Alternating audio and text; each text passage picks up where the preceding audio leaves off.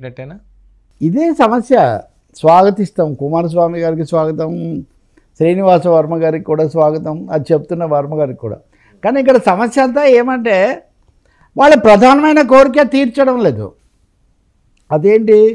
ఇప్పుడు ఉదాహరణకు 35,000 కోట్ల అప్పు ఉంది, మేము 11,000 కోట్లు ఇస్తున్నాము అన్నారు. అంటే అప్పు కూడా మేము తీర్చట్లేదు. శ్రీనివాస్ వర్మ నిన్న మీడియాతో మాట్లాడారు. ఆయన ఏమన్నారు? 3 నెలల జీతాలు చెల్లించే విషయం మీద మేము మాట్లాడుతున్నాం అన్నారు. అంటే 3 నెలల జీతాలు ఇంకా క్లియర్ కాబోట్లేదు. అది నెంబర్ 1. నెంబర్ 2 అంటే 11,000 కోట్లే అప్పు, ఇంకా చాలా ఉంది. దీన్ని మేము కార్మికులకు అప్పగిస్తున్నాం. కార్మికులు దీన్ని లాభాల బాట పట్టించితే అప్పుడు ఆలోచిస్తాము సెయిల్లో కలిపే విషయం అని. కార్మికుల చేతుల్లో ఏమి అధికారం ఉందని కార్మికులు బాట పట్టిస్తారు? కార్మికులకు ఆ పరిస్థితి తీసుకొచ్చింది ఎవరు? ఇంకా మూడోది, సెయిల్లో విలీనం ప్రసక్తి లేదు, సెయిల్లో ఒప్పుకోవడం లేదు అని కూడా చెప్పేశారు. అంటే 3 ముఖ్యమైనవి. 4వది మనం పదే పదే చెప్పుకునేదే క్యాప్టివ్ మైన్స్, సొంత గనులు కేటాయించడం అనేది అది ఎజెండాలోనే లేదు. చంద్రబాబు కానీ పవన్ కళ్యాణ్ కానీ వాటి మీద ఏమీ పట్టుబట్టడం లేదు. కాబట్టి ఇది చాలా పాక్షికమైన, చాలా అరకొర ఔషధం మాత్రమే ఇది. అంటే ఇది ఒక విధంగా ఊపిరి పోకుండా కాపాడే అలా చేయడానికి తప్ప దీని మీద రెండో కోణం కూడా ఉంది. ఏదో ఒక విధంగా దీన్ని మళ్ళీ లైన్లోకి తీసుకొని వచ్చి ఆ తర్వాత ప్రైవేటైజేషన్ ఇట్లాంటి ఎందుకంటే రూల్ అవుట్ చేయటం లేదు. నష్టాల్లోకి నెట్టేదేమో మీరా, లాభాల్లోకి తెచ్చే బాధ్యత ఏమో కార్మికులకు అప్పగిస్తారు. నేను ఊరికనే మాట్లాడను, తప్పకుండా బాధ్యతగానే నేను మాట్లాడుతున్నాను. స్టీల్ ప్లాంట్ కార్మికులతో చర్చించి కేంద్ర పెద్దలను ఒప్పించి సరే కార్మికులు సమిష్టిగా పనిచేసి స్టీల్ ప్లాంట్ను లాభాల్లోకి తీసుకురావాలన్నారు. నిర్ణయాధికారం ఎవరిదండి? పైన మీరు నిర్ణయం చేస్తే వాళ్ళు అమలు చేస్తారు. కాబట్టి 3 నెలలుగా ఉన్న వేతన బకాయిలను చెల్లించే అంశంపై తాము ఆలోచన చేస్తున్నామన్నారు. ఇది ఇలా ఉంటే వాస్తవం ఎలా ఉంది? నేను second side of the story చెప్తాను. 35,000 బకాయిలండి. అవన్నీ నష్టాల్లోకి రావడానికి కూడా మీరే కారణం అని కార్మికులు అంటున్నారు, అందరికి తెలుసు. 35,000 మీరు వాటి మీద మారిటోరియం ప్రకటించలేరండి. కొద్ది నెలలు, ఒక 3 ఏళ్ళు మేము సమయం ఇస్తున్నాము, ఈ లోపల మీరు కోలుకోండి అని. ఇప్పుడు అర్జెంటుగా అప్పు తీర్చడం, అందులో 3వ వంతు మటుకు మీరు 10,000 కోట్లు ఇచ్చి కార్మికులు ఒకటే ప్రశ్న వేస్తున్నారు. దేశంలో ఉన్న కార్పొరేట్లకు 14 లక్షల కోట్ల బకాయిలు మాఫీ చేసింది మోదీ ప్రభుత్వం. 14 లక్షల కోట్లు 14 లక్షల కోట్లు మాఫీ చేసిన ఈ ప్రభుత్వం ప్రభుత్వ రంగంలో ఉన్న ప్రజలతో చాలా ముడిపడిన ఉక్కు ఫ్యాక్టరీకి సంబంధించిన, అది కూడా మీరే తెచ్చిపెట్టిన, మీరే రుద్దిన అప్పులను ఒక మారిటోరియం ప్రకటించలేరా? 3 ఏళ్ళు వ్యవధి ఇవ్వలేరా? అసలు మాఫీ చేయలేరా?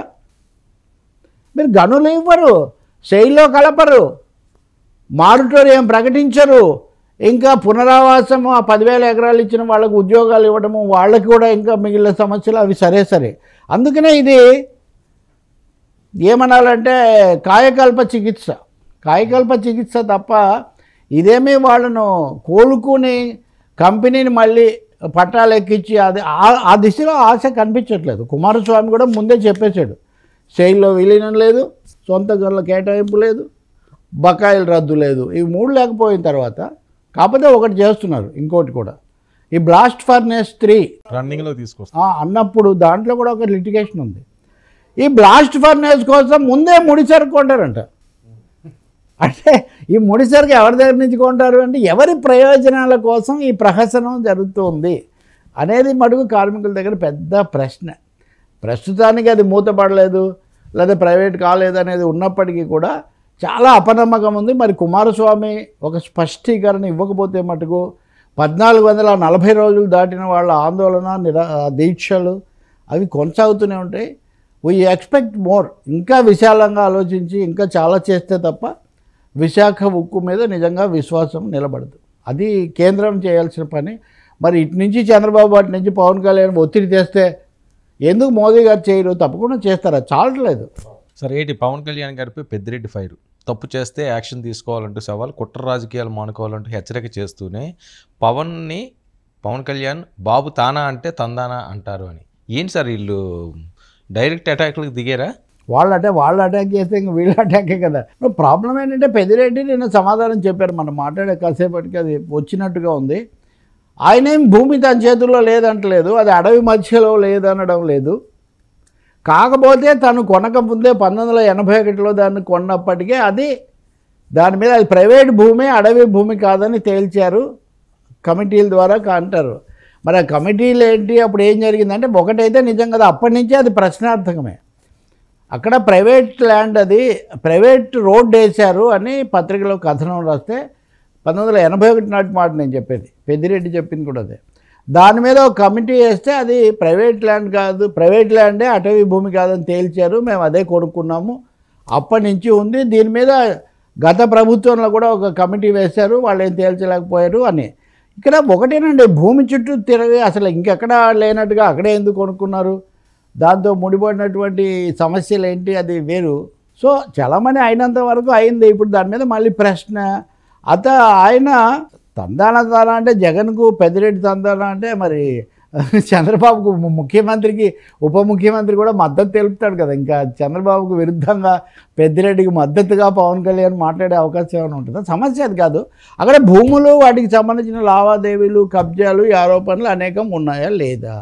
ఉంటే గత ప్రభుత్వంలోనే క్లియర్ చేసుకొని వీటన్నిటి మీద పెద్దిరెడ్డి ఒక శ్వేతపత్రం ప్రకటిస్తే ఏ గొడవ లేకుండా పోయేది కదా. కాబట్టి మీరు ఓడిపోయే వాళ్ళు వచ్చారు, వాళ్ళు ప్రశ్నలు వేస్తున్నారు, పూర్తి అధికారం ఉంది కదా ప్రభుత్వానికి. పర్యావరణ తర్వాత గ్రామీణాభివృద్ధి మంత్రికి అవే అటవీ భూములో ఉన్నాం కదా నిర్ధారించుకునే అవకాశం ఉంది. వీటి మీద వార్తలు తప్పు రాశారు కాబట్టి నేను ఆ పత్రిక ఈనాడులో స్టోరీస్ వచ్చినాడు, ఈనాడు మీద నేను కేసు వేస్తాను, పరువు నష్టం అన్నాడు, మీరు వేయొచ్చు, దానికి ఇబ్బంది ఏముంది. కానీ కేసు వేసినంత మాత్రాన మీరే రైట్ అని తేలదు. అలా కిరణ్ కుమార్ రెడ్డి ఉన్నప్పుడు కూడా ఇది జరిగిందంటారు, అప్పుడు కూడా ఈ సమస్యలు ఉన్నాయంటే ఇంతకాలం నుంచి సమస్యలు ఉన్నా మరి మీరు ఎందుకు ఫైనల్గా పరిష్కరించుకోలేదు అంటే ఎక్కడో సందేహాలు మిగిలే ఉన్నాయండి, అర్థం కదా. ఎక్కడో అవి